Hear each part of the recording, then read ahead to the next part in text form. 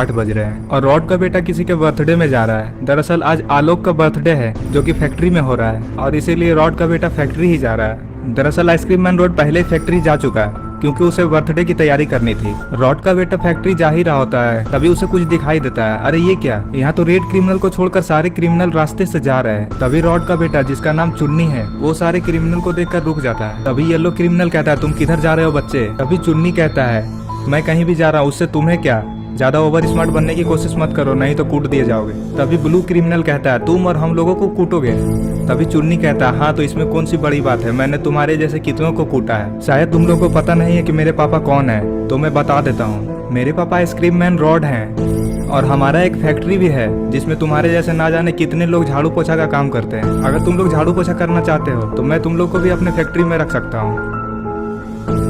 तभी yellow criminal कहता है अरे बच्चे तुम कहना क्या चाहते हो, हम लोग तुम्हारे फैक्ट्री में नौकर का काम करें। शायद तुम ये नहीं जानते कि हम लोग कौन है, हम लोग सारे क्रिमिनल हैं और क्रिमिनल से सारे लोग डरते हैं। ये बात तुम्हें पता होनी चाहिए। मुझे तो तुम पे काफी ज्यादा गुस्सा आ रहा है, अगर मेरे हाथ में कोई गन होता तो मैं तुम्हें हेडशॉट मार देता। वैसे भी तुम्हारा सर बहुत बड़ा है। येलो क्रिमिनल की बात सुनने के बाद चुन्नी मन ही मन खुश होने लगता है। तभी चुन्नी कहता है तुमसे अच्छा हेडशॉट मारने वाले मेरे पापा के दोस्त हैं। अरे मुझे बर्थडे में भी जाना है, तुम लोगों ने मेरा टाइम बर्बाद कर दिया, चलो हटो हटो मुझे जाने दो। ये सब बोलते बोलते चुन्नी वहाँ से जाने लग जाता है। चुन्नी को जाते हुए सारे क्रिमिनल्स देखते ही रह जाते हैं। सारे क्रिमिनल्स चुन्नी की बात को सीरियसली नहीं लेते हैं और बच्चा समझकर उसे छोड़ देते हैं।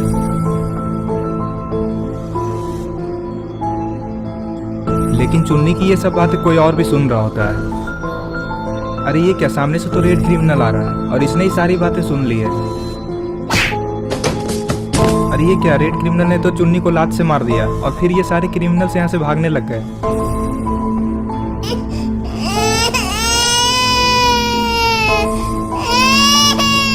मार खाने के बाद चुन्नी रोने लग जाता है और फिर ये गुस्से में अपने पापा के पास जाने लगा। और इधर फैक्ट्री को तो काफी अच्छे तरीके से सजाया गया है और यहाँ पे तो काफी सारे लोग भी आए हैं। अरे ये क्या, आलोक ने तो गुल्ली बुल्ली के साथ राइस्टार और आरजू भाई को भी बुलाया है और ये लोग आपस में कुछ बातें करने में लगे हुए हैं। आइसक्रीम मैन रॉड ने तो काफी बड़ा केक बनाया है।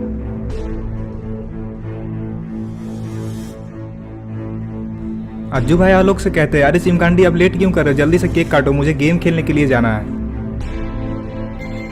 तभी आलोक रॉड से कहता है अरे तुम्हारा बेटा कहाँ है, अभी तक वो आया क्यों नहीं, तुम्हें उसे अपने साथ ही लाना चाहिए था। तभी रॉड आलोक से कहता है मैंने उसे फोन कर दिया है, वो बस अभी आता ही होगा। रॉड ये सब कह ही रहा होता है तभी गुल्ली कहता है रॉड तुम्हारा बेटा आ गया। सारे लोग चुन्नी की तरफ देखने लग जाते हैं। अरे चुन्नी इतना उदास क्यों लग रहा है। सारे लोग चुन्नी को ऐसे देखकर काफी ज्यादा परेशान हो जाते हैं। तभी रॉड कहता है क्या हुआ चुन्नी, तुम रो क्यों रहे हो, किसी ने तुम्हें मारा है क्या, मुझे उसका नाम बताओ, मैं उसे छोड़ूंगा नहीं। चुन्नी रॉड से कहता है मुझे रास्ते में 5 क्रिमिनल्स मिले थे, उन सभी ने मुझे डंडे से मारा है। तभी रॉड कहता है किसकी इतनी हिम्मत जो मेरे बेटे को मारा है, तुम बस मुझे उन लोगों का नाम बताओ, मैं उन सभी को फ्रीज कर दूंगा। मैं उन 5 को इतना मारूंगा कि वो दोबारा तुम्हारी तरफ देखने की भी हिम्मत नहीं करेंगे। शायद वो लोग ये नहीं जानते कि मैं कैसा आदमी हूँ और मैं क्या क्या कर सकता हूँ। मैं एक एक को चुन चुन कर मारूंगा और तुम्हारा बदला लूंगा। रॉड की ये सब बातें सुनने के बाद आलोक चुन्नी से कहता है मुझे ये बताओ कि वो लोग दिखने में कैसे थे। तभी चुन्नी आलोक से कहता है वो 5 जोकर के जैसे दिख रहे थे और सारे के सारे मास्क पहने हुए थे।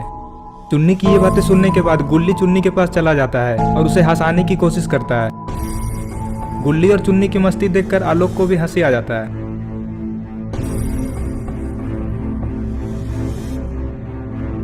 तभी अज्जू भाई आलोक से कहते अब और लेट मत करो, मुझे अमित भाई के साथ गेम खेलना, जल्दी से केक कट करो।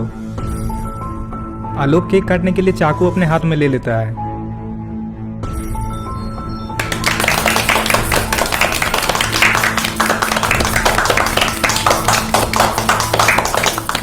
अरे ये क्या, रॉड तो जमीन पे गिर गया। रॉड जमीन से उठते ही लड़ाई के मूड में आ जाता है। तभी बुल्ली रॉड से कहता है अरे रॉड ये तुम क्या कर रहे हो, तुम तो ठीक से खड़े भी नहीं रह सकते और 5 लोगों को मारने का बात करते हो। तभी रॉड बुल्ली से कहता है अरे मैं तो जानबूझकर गिरा था ताकि तुम लोग को हंसी आए, लेकिन तुम लोग तो हंसते ही नहीं हो, सिर्फ मेरा बेटा ही हंस रहा है। इतने में राइस्टार कहता है अभी तुम लोगों को डांस भी करना है, मैंने फैक्ट्री के अंदर डीजे भी लगवाया है, डांस करने के बाद ही मैं तुम लोगों को अपने अपने घर जाने दूंगा। और राइस्टार इशारा करते हुए सभी को बताता है कि देखो मैंने उधर डीजे को लगवाया है। ये बात सुनकर सारे लोग उस तरफ देखने लग जाते हैं। तभी इन लोगों को कुछ और भी दिखाई देता है। अरे ये क्या, ये तो सारे क्रिमिनल्स यहाँ पे आ चुके हैं। आखिर ये सारे क्रिमिनल्स यहाँ पे क्यों आए हैं? कहीं इन क्रिमिनल्स का इरादा लड़ाई झगड़ा करने का तो नहीं है?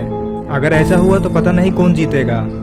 कहीं ये पांचों क्रिमिनल्स मिलकर इन लोगों को मार तो नहीं देंगे, या फिर ये लोग मिलकर क्रिमिनल्स को ही मार देंगे? आपको क्या लगता है इन क्रिमिनल्स को कौन मारेंगे? क्या इन क्रिमिनल्स को गुल्ली बुल्ली मारेंगे, या फिर इन क्रिमिनल्स को अर्जू भाई या राइस्टार मारेंगे? आप कमेंट करके जरूर बताएं कि इन क्रिमिनल्स को कौन मारेंगे। अगर आपको भी जानना है कि इन क्रिमिनल्स को कौन मारेंगे तो आपको देखना होगा पार्ट 2। पार्ट 2 देखने के लिए इस वीडियो को लाइक करें और चैनल को